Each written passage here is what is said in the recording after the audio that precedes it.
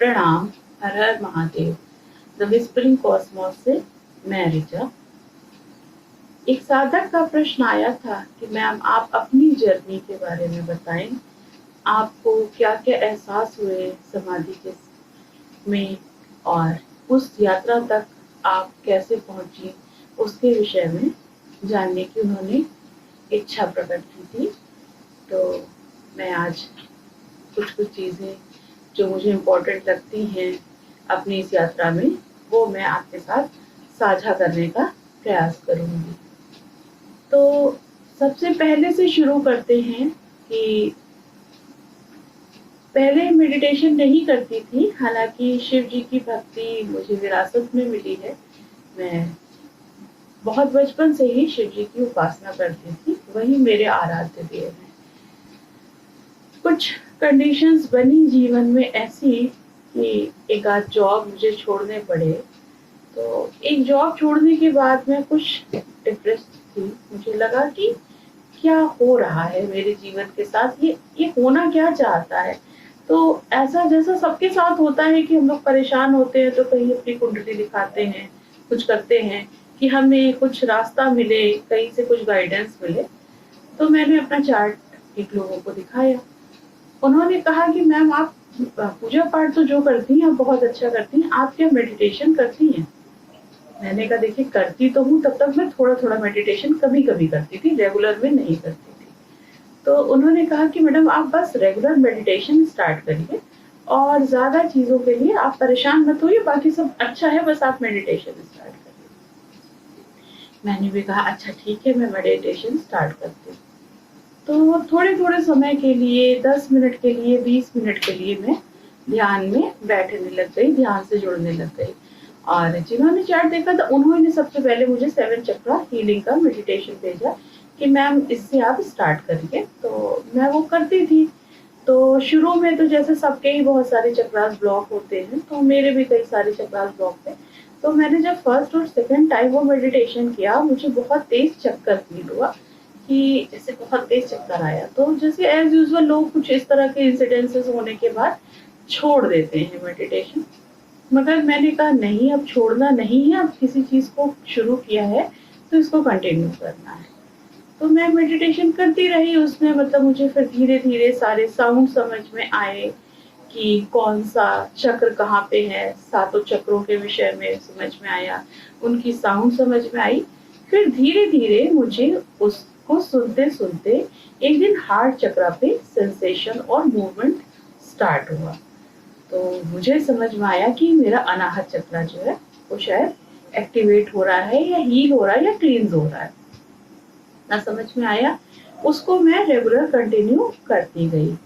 इसी बीच मैं मुझे मतलब मैंने खुद को रेकी से इंट्रोड्यूस किया। तो रेकी की जब कार्यशालाएं चलती थी तो उसमें मेरे जो गुरुदेव श्रद्धेय श्री विपिन पुंज जी हैं, उन्होंने अट्यूनमेंट दिया, शक्तिपात दिया। तो शक्तिपात में क्या प्रोसीजर होता है एक्चुअली कि जो आपके गुरु होते हैं वो आपका सहस्त्रार चक्र खोलकर उसके अंदर आपकी कुंडलिनी शक्ति को थोड़ा सा जागृत करने का प्रयास करते हैं, उसको छेड़ देते हैं। तो फर्स्ट टाइम मुझे जब उन्होंने शक्तिपात दिया और उसके पहले उन्होंने ध्यान में बैठाया, तो मुझे पहली बार एहसास हुआ कि कुंडलिनी शक्ति को छेड़ने पर, या मतलब आपके अंदर के चक्रास को एक्टिवेट करने पर कैसा एहसास होता है। खैर वो प्रोसेस हुआ, मैंने रेकी सीखी। रेकी लेवल 1 का कोर्स था, मुझे याद है।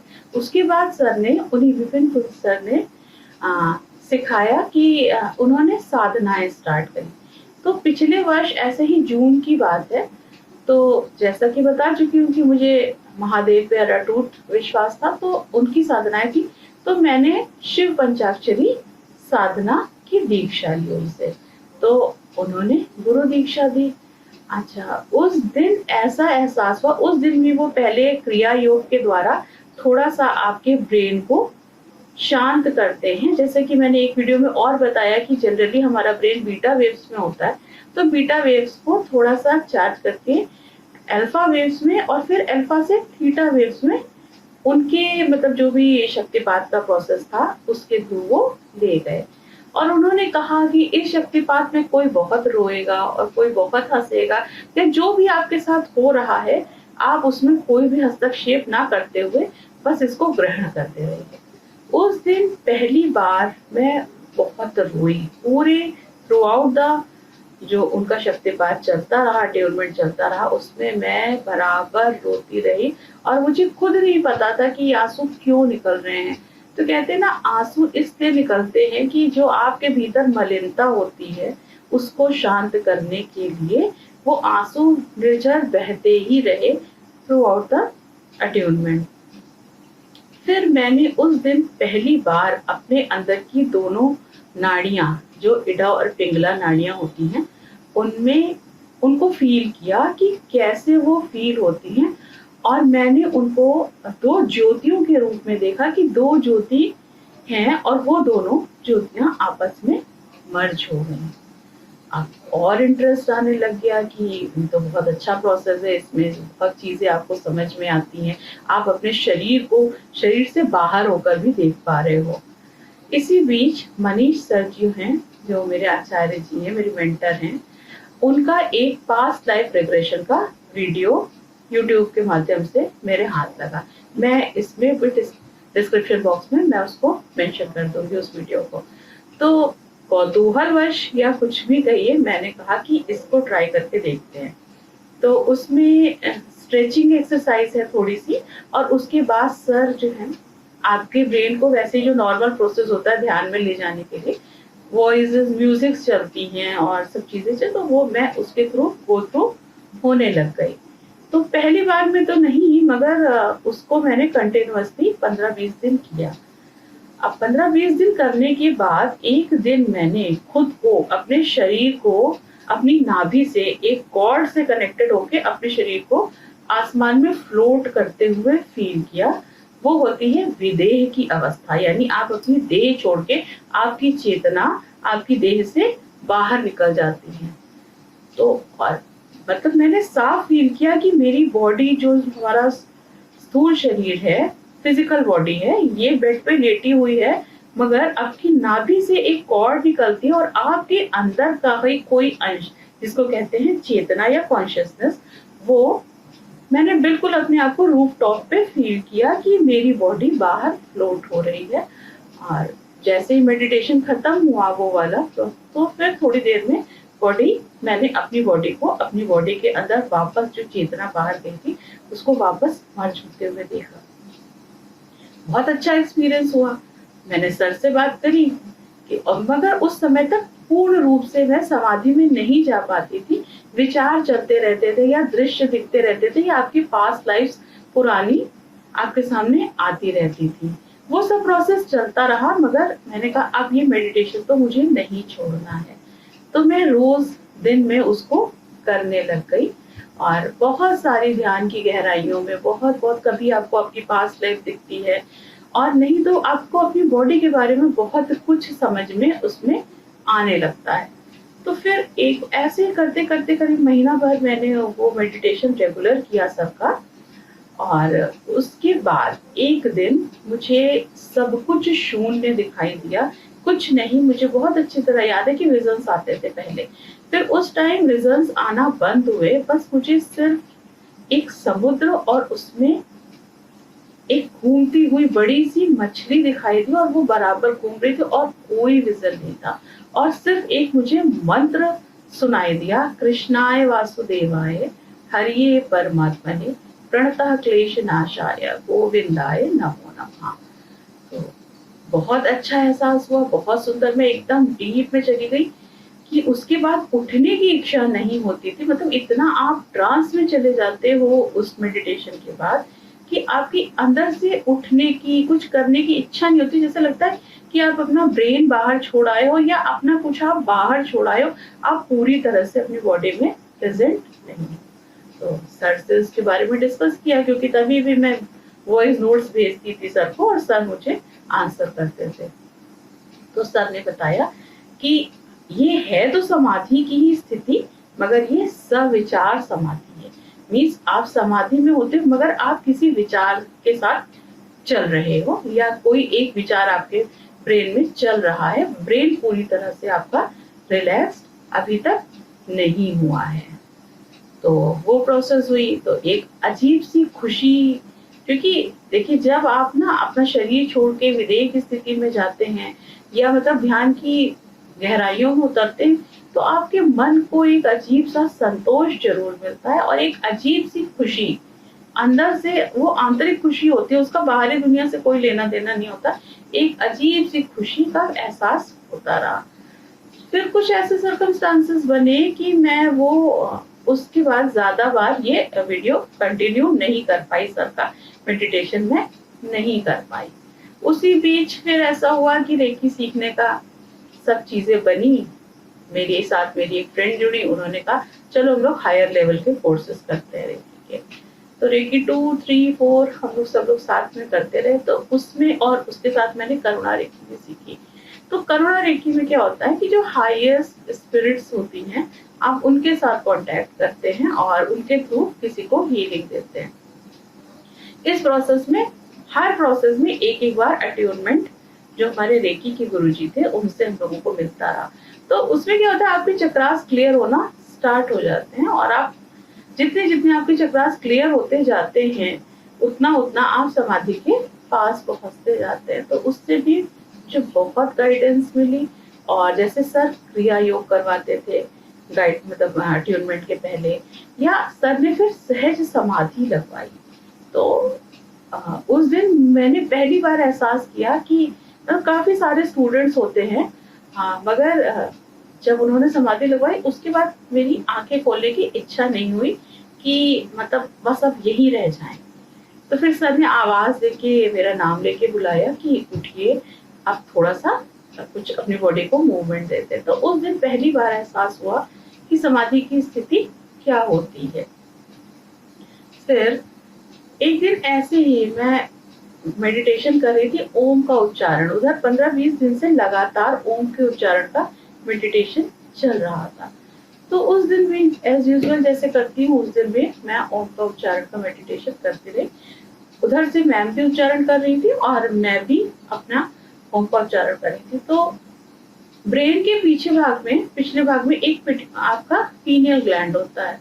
तो वो पीनियल ग्लैंड उस दिन एक्टिवेट हुआ। तो मुझे ऐसा लगा कि मतलब ना सर के बिल्कुल बीचों बीच में एक जगह बहुत ज्यादा मूवमेंट हो रहा था, वाइब्रेशंस, बहुत ज्यादा वाइब्रेशंस थे। खैर उस दिन वो मेडिटेशन किसी तरह मैंने किया और बहुत सुंदर एहसास हुआ। तो फिर वो मेडिटेशन उस दिन वहीं पे ग्रुप मेडिटेशन था, वो वहां पे खत्म हुआ मेडिटेशन।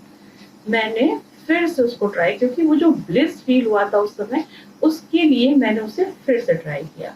और जब मैंने उसे फिर से ट्राई किया तो वहां पर सब कुछ ब्लैंक था। जैसे कि मैं सर से बात करती रहती थी तो सर बताते थे कि सविचार समाधि में आपके दिमाग में एक विचार कोई रह जाता है, बट जब निर्विचार समाधि होती है वहां कुछ भी नहीं होता। बहुत सारे लोग इससे कंफ्यूज होते हैं कि हमें ईश्वर दिख रहे हैं, हमें ईश्वर के दर्शन हो रहे हैं, तो क्या मतलब बहुत अच्छा कर रहे हैं हम, मगर वहां वो सिर्फ हमारे मन के हेल्यूसिनेशंस होते हैं या ईश्वर की कृपा होती है, मगर वो पूर्ण समाधि नहीं होती है, वो निर्विचार समाधि नहीं होती है। तो ऐसे गाइडेड मेडिटेशंस करती रही, ग्रुप से जुड़ी रहती थी कहीं ना कहीं, तो मेडिटेशंस में रेगुलर करती रहती थी।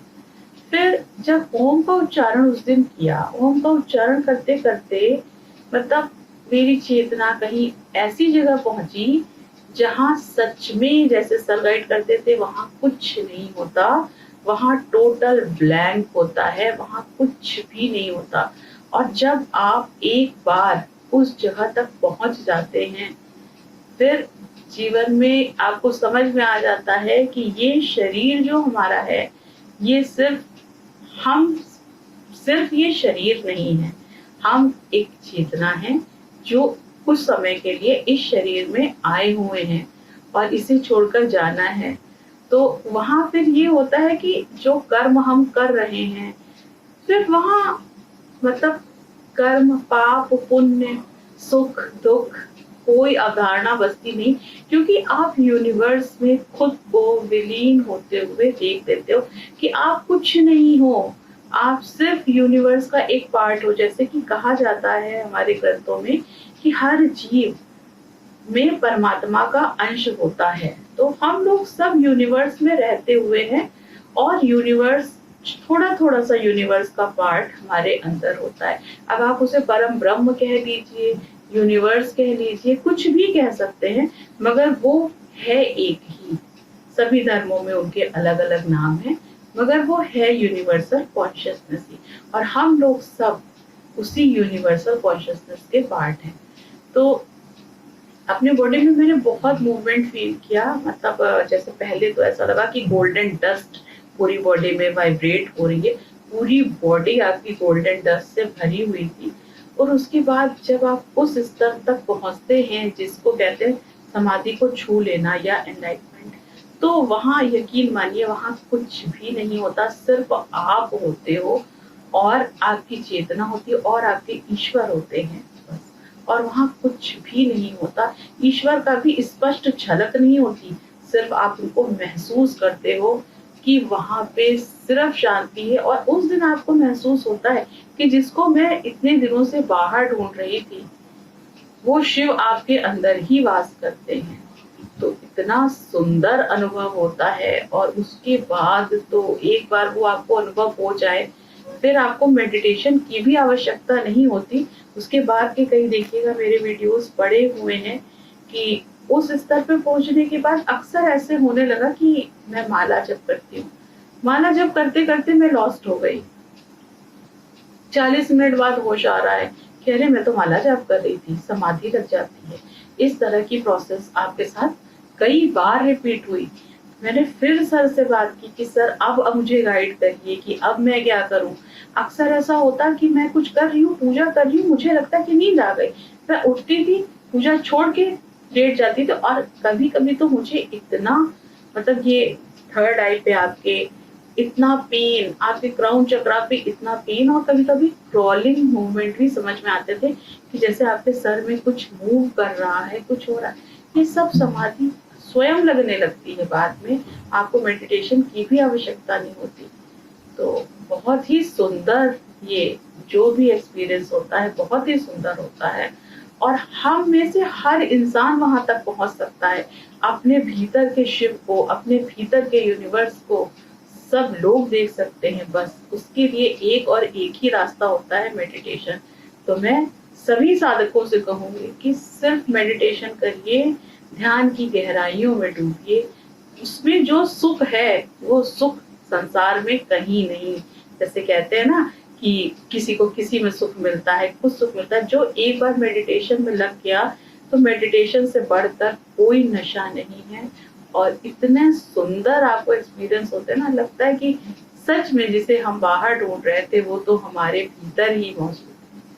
तो इन्हीं वचनों के साथ, वीडियो बहुत लंबा हो गया है, मैं अपनी वाणी को विराम देती हूँ।